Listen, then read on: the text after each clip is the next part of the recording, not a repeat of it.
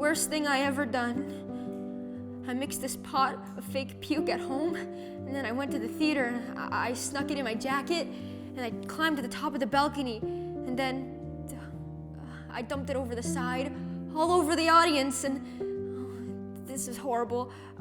They all started getting sick and throwing up all over each other. I never felt so bad in my entire life.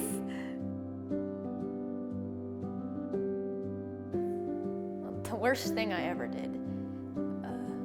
I mixed a pot of fake puke at home, and I went to a movie theater, and I hid the puke in my jacket, and I climbed the balcony, and then I started making noises like bleh.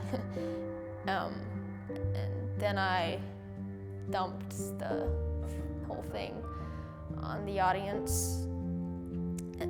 This was horrible.